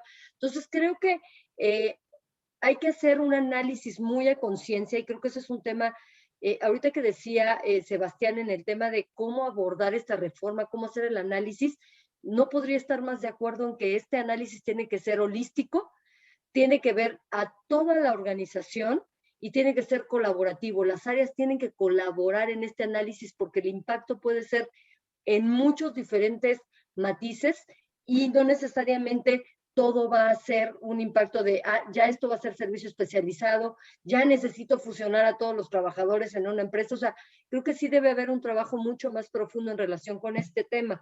Y me parece que el tema de las prestaciones de servicios, tendremos que analizar cuáles son realmente prestaciones de servicios especializados donde hay un tema de poner a disposición el personal, a cuando realmente estamos en presencia de un contrato de carácter civil o mercantil que está regulado y perfectamente establecido dentro de la legislación fiscal incluso. Entonces creo que ahí esos matices hay que verlos. Ahorita la pregunta era sobre un tema extranjero, pero no creo que sea lo único. Puede ser que yo como empresa contrate una prestación de servicios de algún otro profesionista y eso no significa que los servicios que estoy contratando son servicios especializados. Ese análisis va a tener que hacerse, yo creo que de una manera muy importante, porque si no nos vamos a llenar de cumplimiento de obligaciones que no necesariamente nos resultan aplicables en el caso específico. Muy bien, por aquí hay otra pregunta. Dice que si los 3 meses para la transferencia de trabajadores empiezan a contar en mayo o en agosto. Nuri, antes de brincar una pregunta, perdón, sí. contestó Carlos la del insourcing en cuanto a los riesgos de las multas altas. Sí. No sé el criterio, porque cada legislación también trae sus penalidades, como la no deducibilidad en fiscal y de seguridad social, trae muchas implicaciones también. No sé el punto de vista por parte de Pilar y de Sebastián que nos pudieran dar el... Ya Carlos nos dio el punto laboral, quisiéramos escuchar la otra opinión, ¿no? En el tema decías ahorita del insourcing. Es que sí, decía, ante las altísimas multas, resulta conveniente decirle a los clientes que sigan en insourcing y apostarle a interpretaciones de la autoridad. ¿Qué sugieren? No, ahí sí, es cierto, es la primera que contestó Carlos. No, bueno, yo la verdad es que en materia fiscal, si en la laboral no lo recomiendo, en la fiscal menos, porque no estamos hablando solamente de multas. Yo se los decía y creo que fui hasta enfática en el tema. El tema penal es la parte que más me preocupa. El que me puedan llegar a decir que tengo o una subcontratación de personal, que eso está prohibido y que ese es uno de los primeros que te manda a la defraudación fiscal equiparada, o el que me digan que hay una simulación y que me lleven también a ese supuesto del artículo 108, no, qué terror. Y pasar un proceso penal en prisión preventiva oficiosa, peor tantito para el representante legal. No, yo creo que esos riesgos son muy altos. Ya deja tú las multas. La parte penal es la que más me preocuparía a mí en esa perspectiva. Sebastián. Gracias, Pilar. Exactamente en la misma tónica. A ver, siempre han existido los delitos en materia tributaria para quienes defrauden al fisco federal y en materia de seguridad social para quienes cometan el delito de defraudación a los regímenes de la seguridad social. Hoy están mucho más encausados a un objetivo concreto. Por supuesto que yo como representante de una empresa no me atrevería a firmar o a tomar a la ligera una opinión en materia de subcontratación, porque implica bote, la realidad. Pero también hay que ser, y esa es la labor del abogado interno y externo de empresa, congruente con lo que dice la ley. Y aquí yo abro a lo mejor una pequeña pregunta para mi querido Carlos y mi querida Pili, sobre cómo lo que dice la ley embona con lo que dice el criterio de la Secretaría o del SAT, la Secretaría de Trabajo del SAT. ¿Por qué es que va a pensar la Secretaría del Trabajo que X, Y o Z? ¿O es que el SAT va a pensar que X, Y o Z? ¿O es que el IMSS va a pensar que X, Y o Z? Pero yo estoy haciendo lo que dice la ley. Entonces, ¿voy a mandar a mi CFO a la cárcel? ¿Hasta dónde puedo tomar una responsabilidad de hacer lo que dice la ley y no sustraerme de ese cumplimiento? Porque el pillo va a encontrar soluciones y posiblemente un padrinazgo. Pero el que quiere cumplir, ¿qué hace?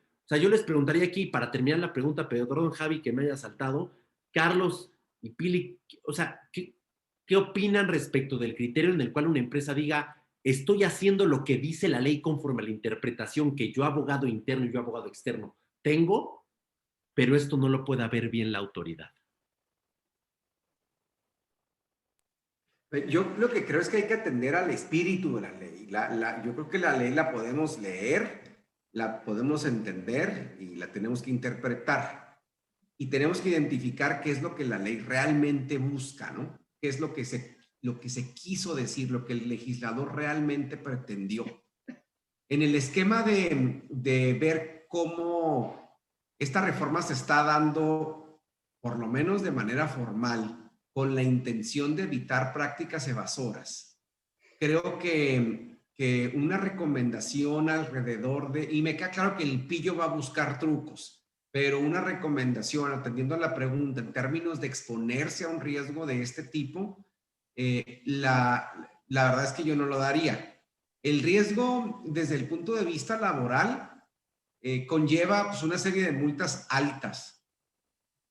Recordar que la Ley Federal del Trabajo habla de la imposición de multas por cada violación encontrada y por cada trabajador afectado. Entonces, cuando sacas la cuenta de 50,000 UMAS multiplicado por lo que vale el valor de la UMA, son 403, hasta 50,000 veces el valor. Son 434,000 pesos por cada trabajador afectado y por cada violación en la que me encuentren. No estamos hablando de una cantidad baja de dinero. Y si a eso le agregamos la parte de que si tomas la deducción entonces va a ser delito, pues entonces estamos ante un tema caro y peligroso en temas de prisión. Y al ser un delito calificado, entonces pues no hay pues, o sea, el procedimiento se lleva bajo el arresto. Entonces es algo que hemos estado poniendo muy claramente sobre la mesa por todo lo que implica. Yo aquí complementaría señalando que en temas de interpretación legal, sobre todo dentro de la fiscal, y yo creo que dentro de una organización como son las empresas, al final del camino todo el tema es riesgo y es el manejo del riesgo. No podemos decir que la interpretación sea blanco y negro porque tiene muchos matices grises alrededor, sobre todo, lo que está claro es lo que está prohibido. Pero en el tema de los servicios especializados que están permitidos, y entre estos temas de servicios especializados y los que son propiamente prestación de servicios, por ejemplo, que la línea también otra vez vuelve a ser muy gris, porque habrá que evaluar si están o no están a disposición del personal. Todo esto que hace que dentro de las disposiciones haya lugar a la interpretación de las disposiciones legales, donde mi criterio puede ser uno y el de la autoridad puede ser otro. Yo te diría que el tema se llama administración del riesgo. Lo que tienes que hacer en ese supuesto es medir dónde están los riesgos, tratar de hacer el mejor esfuerzo para mitigar esos riesgos, documentar de la manera adecuada cómo se están llevando a cabo las operaciones y las actividades que realiza la entidad, y con base en eso, ir mitigando el riesgo. Y si eso incluso implica ir y pedir una confirmación de criterios, ir y pedir que se emitan reglas de carácter general que clarifiquen ciertas situaciones en la interpretación normativa, pues creo que eso vamos a tener que hacer. Y creo que uno de esos puntos se relaciona justamente con este tema que hablábamos de los servicios especializados versus un contrato de prestación de servicios independiente. Entonces creo que hay muchos temas en donde los matices en el gris son muy amplios, que dan lugares a interpretaciones tanto de un lado como del otro, y lo que tenemos que buscar aquí es la mitigación de ese riesgo.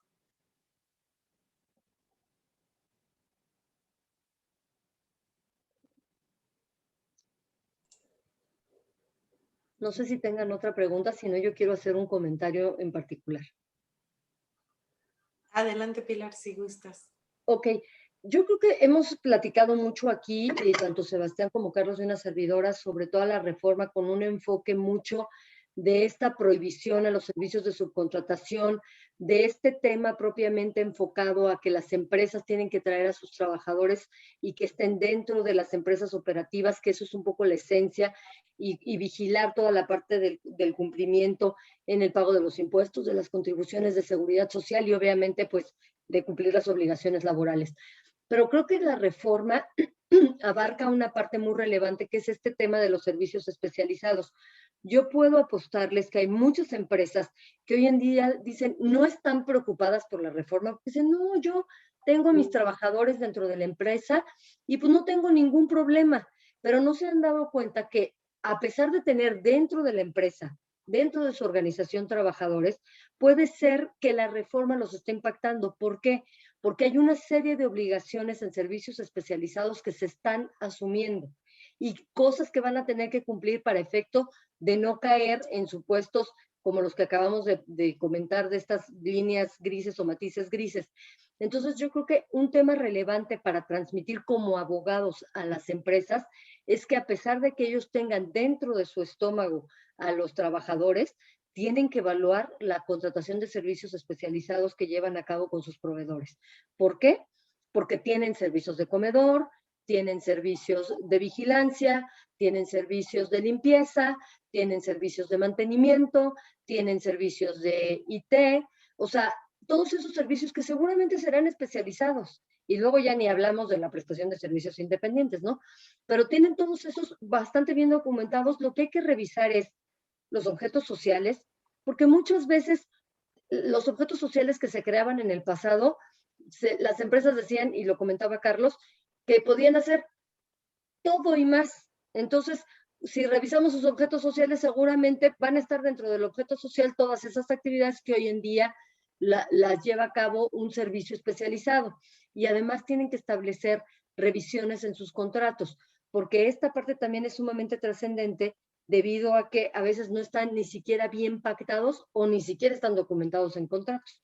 Y uno de los requisitos que nos compartía Carlos es que tienen que estar en un contrato para efecto de que se establezca cómo se va a prestar el servicio e incluso cuántos trabajadores van a participar. Entonces, ni siquiera esas empresas que hoy en día, según ellas, no están preocupadas porque pues, la reforma no va dirigida a ellas, creo que deberían de hacer un alto en el camino, porque creo que la reforma está dirigida a todas las empresas. Y por aquí tenemos otra pregunta. Señalan, ¿los 3 meses para la transferencia de trabajadores empiezan a contar en mayo o en agosto? Entra a partir de la entrada en vigor de la ley, hacia el día siguiente, y ahí es importante hacer el énfasis en que es para transferir trabajadores. No quiere decir que durante esos 3 meses podamos continuar contratando trabajadores bajo el régimen de subcontratación. Me ha tocado en un par de ocasiones escuchar gente que dice es que, bueno, el tema laboral y el tema de la transferencia de trabajadores es hasta dentro de 3 meses a partir de que entre en vigor y por lo tanto durante esos 3 meses voy a poder subcontratar personal aunque al final los transfiera. Mi opinión es que no. La ley entra en vigor al día siguiente de su publicación. A partir de ese momento está prohibida la subcontratación y tengo 3 meses para transferir trabajadores contados a partir del día siguiente de su publicación. Yo lo que supe hoy en la tarde es que la intención es publicarla el viernes 30 para que surte efectos a partir del 1 de mayo. Otra pregunta señala, ¿consideras que además del objeto social se verifique la actividad declarada de las dadas de alta en SAT, IMSS y en el Estado? Definitivamente. Sí, es importante revisar todo eso. Y yo no solo creo que las actividades dadas de alta, sino en general la actividad real que realizan las empresas para que puedan recogerla tanto en el objeto social, incluso aprovechen para revisar si lo que tienen dado de alta en el IMSS o en el Infonavit corresponde a las actividades que realmente realizan. Y otra pregunta, para servicios especializados, ejemplo, seguridad, limpieza, servicio médico, ¿las empresas maquiladoras tendrán que solicitar la autorización ante la Secretaría del Trabajo y Previsión Social? Ahí hay que recordar que la autorización el registro lo tiene que hacer el prestador del servicio. En este caso, la maquiladora es la que recibe el servicio. La maquiladora no se tiene que registrar. Quien se registra es el prestador. Otra pregunta, ¿cuál sería la definición de actividad económica preponderante? ¿Es la misma definición para materia laboral, fiscal y seguridad social? En materia laboral no hay una definición de actividad preponderante como tal. tomaríamos la que está en otras legislaciones, que en fiscal sí hay, ¿no, Pilar? Es la que más Sí. facturas. De hecho, sí. Para efectos fiscales, en efecto, tienes, con base en los ingresos que obtienes, ahí es como se determina tu actividad preponderante. Y en materia de seguridad social tampoco existe una definición a nivel legal o reglamentaria sobre qué es actividad preponderante, pero sería interesante para un segundo ejercicio y una segunda mesa qué se considera por preponderancia para efectos de la prima del seguro de riesgos de trabajo. ¿Por qué? Porque anteriormente existía el criterio que uno cotizaba al seguro de riesgos de trabajo en función de la actividad preponderante que realizaba. Y ese criterio quedó suprimido y es letra muerta. Y hoy el criterio es a partir de la actividad que desarrolla un trabajador, aquel que esté expuesto a un mayor nivel de peligrosidad. O sea, el criterio de preponderancia puede estar flotando ahí y habría que ser cuidadoso, pero al igual que como lo dijo Carlos, no existe en materia de seguridad social alguna definición concreta y si nos sujetamos a la de fiscal, pues podríamos aplicarlo de manera general en todas las demás aplicaciones. Recaudatorio, ¿no, Sebastián? El último criterio. Meramente recaudatorio, la verdad. O sea, a ver, esta reforma es recaudatoria. El acotar el objeto social limita gastos que se consideran deducibles. No, es que yo creo que esa parte hay que revisarla bien porque realmente yo creo que aquí lo que tienes que ver es cuál es tu objeto social y cuáles son otras actividades para las cuales, como no están dentro de tu objeto social, las puedes subcontratar. Yo creo que ahí hay un tema de una estructura corporativa interesante en la que se puede trabajar para hacer un buen mapeo y un buen desarrollo dentro del acta constitutivo, bueno, dentro de las actas de las empresas, de cuáles son realmente los objetos que son la actividad preponderante y qué otros va a considerar como secundarios que realmente va a subcontratar porque no le interesa realizar. Pero yo pensaría que sí, Javier, si la empresa decide modificar su objeto social y entonces para eso gasta en abogado y gasta en notario y demás, considero que sí es indispensable para la operación. No sé qué opines, Pilar. Sí, no, totalmente, pues sí, de hecho el enfoque va en ese sentido, o sea, al final del camino, de hecho los servicios legales, por ejemplo, pues no es que necesariamente los tenga descritos en el objeto social como su actividad principal. Entonces, yo creería que sí. Y al final yo creo que el tema está en una línea muy delgada que tenemos que interpretar como abogados, que es cuando estamos, con independencia del objeto social, que es un tema relevante como una primera premisa, pero no absoluta. Como una segunda premisa hay que tener en cuenta qué actividades vamos a realizar que sean de carácter estrictamente laboral, en donde pongan a disposición trabajadores de nosotros, y ahí sí opera el registro, y qué actividades son puramente mercantiles. A ver, la empresa que aún teniendo una dirección jurídica, obviamente no es parte de su objeto social porque ya estará acotado, o sin estar acotado, llevar acciones jurídicas y realizar una defensa jurídica. Contrate a una firma de abogados para que la represente en un juicio de X o Y materia. Claro que es un servicio especializado. Como el servicio que presta un plomero es un servicio especializado, como el servicio que presta un contador que va a realizar la dictaminación de los estados financieros es un servicio especializado, pero ¿en cuál se pone a disposición personal del beneficiario? Y en cuál quien lo ejecuta y quien lo presta lo hace con su gente. Y para efectos de seguro social importa una cosa, que alguien pague las cuotas de seguridad social, que las pague completas, que la pague por todos los trabajadores y que las pague a tiempo. Está bien. Ahí, Sebastián, perdón, volviendo al tema de la diferencia entre lo que dice la ley y lo que pueden pensar las autoridades, a pregunta expresa hacia Alejandro Salafranca respecto al registro obligatorio de los despachos de contadores y de abogados, nos dijo, pues regístrense, no les pasa nada, no les estorba el registro. Híjole, Charlie, es bien complicado. A ver, Sí. ¿Tú qué opinarías? Hombre, te lo pregunto como colega, estamos del mismo lado remando. Baker se registraría, Pili, PwC se registraría,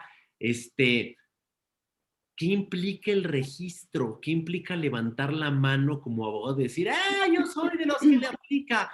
¿Estamos poniendo a disposición personal para beneficio de alguien más? No mandamos implant. Imaginemos el esquema en el que no mandamos implant, que nos contratan. ¿Qué opinas, Charlie? ¿Qué opinas, Pilar? ¿Sí nos debemos de registrar o no? Yo digo, A ver, adelante, Pilar, adelante. No, yo de hecho te iba a decir que el tema para mí, por ejemplo, es un poco más complejo porque, me quitaste las palabras de la boca, el tema de que es que nosotros en el despacho sí tenemos algunos servicios que son implantes. Entonces, esos servicios yo creo que sí, pero eso no significa que los servicios que yo doy claro. sean servicios especializados a la luz de lo que establece el artículo 13 de la Ley Federal del Trabajo que se acaba de autorizar. O sea, creo que hay una diferencia entre una prestación de servicios independiente y una prestación de servicios especializados. Por eso yo creo que tratándose de servicios, de alguna prestación de servicios independientes, no deberíamos de estar pensando en tenernos que registrar. Ahora, pues para la sala franca es muy fácil decir, pues regístrense, pues ¿cuál es el tema? Pero, por ejemplo, mis auditores, pues me van a decir, oye, espérame, ¿y mi independencia qué? Pues como que me pongan a disposición de quién, pues si yo no puedo ponerme a disposición de nadie. O sea, de verdad el tema es más complejo de lo que parece. Sí, no es tan sencillo como nada más llenen la página de internet y no pasa nada, ¿no?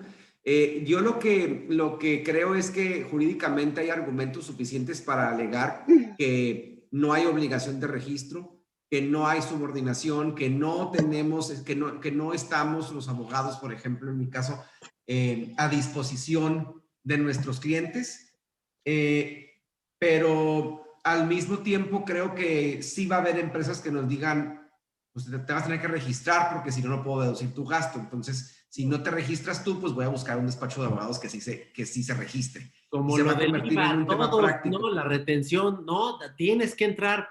Nuestra labor como abogado, decir, oye, no te espanto yo, ni me espantes a mí, ni me espanto yo, solo hay que cumplir con lo que debe y no me voy a poner la corona de la subcontratación si realmente no me toca. A ver, al final, ¿qué quisiera la Secretaría del Trabajo? Y lo pregunto de buena fe, por supuesto, no retador.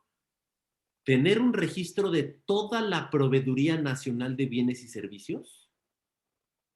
Plomeros, todos. O sea, a ver, hacia allá va, o quien sí ponga a disposición. Y hombre, vámonos más allá. Y gente tan inteligente como Salafranca, que es muy inteligente, y la secretaria ahorita, y el anterior, y el que siga después en el próximo sexenio. ¿Quieren ir por los pillos? ¿Que a poco no saben quiénes son? Estamos en este webinar, ¿eh? Sí, totalmente de acuerdo. Totalmente de acuerdo. Ya saben quiénes son y dónde están. Está sobreregulado desde mi punto de vista, pero bueno. Por último, Aurelio, una pregunta. Tienes alzada la mano. Sí, muchas gracias, muchas gracias. Enormemente agradecido por la conferencia. Muy grato escuchar a Pilar, a Sebastián, a Carlos, desde luego. Muy padre, de veras, les agradezco muchísimo a título personal. Nada más una pregunta. Me queda clarísimo que es una prohibición total y absoluta y una enorme ambigüedad de lo que es los textos que acaban de ustedes de leer, sobre todo las multas que conllevan esto. Yo, al igual que ustedes, he escuchado a algunos colegas que de una manera muy temeraria dicen, no te preocupes, nosotros tenemos, te vamos a sacar avante y es más, nosotros mismos te vamos a sacar de la cárcel, ¿no? La pregunta en específico es porque esto lo escuché de un abogado de una shelter, donde le dice, no, tú no tienes absolutamente nada que ver como shelter, tú estás exento completa y absolutamente del esquema de subcontratación. Quisiera escuchar sus comentarios sobre lo que son las figuras, estas shelter tan socorridas aquí en la frontera, estas empresas pues incubadoras donde tienen a otras que llegan y les proveen de personal, les proveen de todo. Y la otra persona más llega y se empotra. Muchísimas gracias nuevamente, un abrazo, de veras, qué formidable plática, ¿eh? Muchas gracias. Con mucho gusto, Aurelio, gracias a ti. Bueno, vamos a dar por concluido también la hora, sobre todo los que están de México conectados. Agradecerle a Pilar, a Sebastián, porque ya es un horario extendido para ustedes y aparte se perdieron su clase que tenían programada para el día de hoy, por lo cual agradecemos doblemente, ¿no? Que hayan hecho el sacrificio por la sección de Baja California. También quisiera agradecer a nuestro expresidente nacional, Gerardo Nieto, también a Luis Ortiz, quien está conectado desde la Ciudad de México acompañándonos, y a la licenciada Rebeca Félix, que también nos hizo el honor de acompañarnos el día de hoy desde la Ciudad de México. Gracias por acompañarnos, hacer el esfuerzo. Sabemos que ya es un horario desfasado y más tarde allá, pero siempre van a ser bienvenidos en Baja California. Y como siempre les he comentado, acabándose la veda del COVID, serán bienvenidos, los recibiremos con buen vino de Baja California y muy buena comida china de Mexicali. Muy bien, muchas gracias. En razón de lo anterior, les queremos otorgar la sección de ANADE Baja California, el siguiente reconocimiento que señala: ANADE Baja California otorga el presente reconocimiento a la licenciada Pilar López Caraza por su brillante exposición del tema aspectos fiscales, laborales y de seguridad social en los esquemas de outsourcing. Mexicali, Baja California, 20 de abril del 2021, firma la licenciada Nuria García Negrete como vicepresidenta y su servidor como presidente. De igual forma, gracias Pilar, de igual forma extendemos el reconocimiento al licenciado Sebastián Patiño Jiménez por su brillante exposición en el mismo tema. Firma la licenciada Nuria García Negrete y un servidor.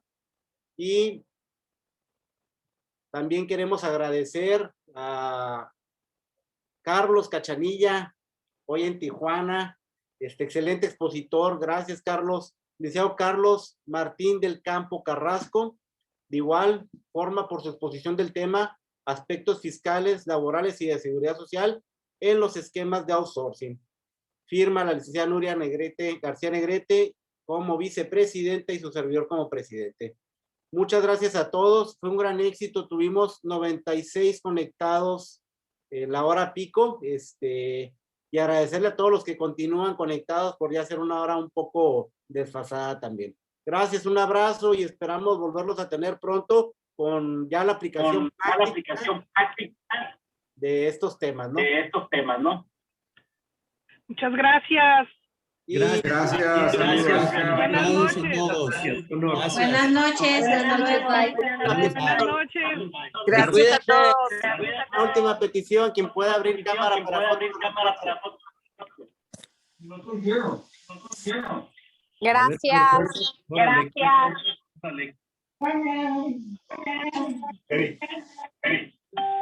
Gracias a nuestros consejeros de hoy. Hasta luego, muchas gracias por todo. Hasta luego, buenas noches. Saludos. ¿Cómo se llamó el gato? Tomás, se llama Tomás. Todos a todos. Bye. ¿Qué tomas? ¿Qué tomas? Hasta luego, amigo. Amigos, gracias.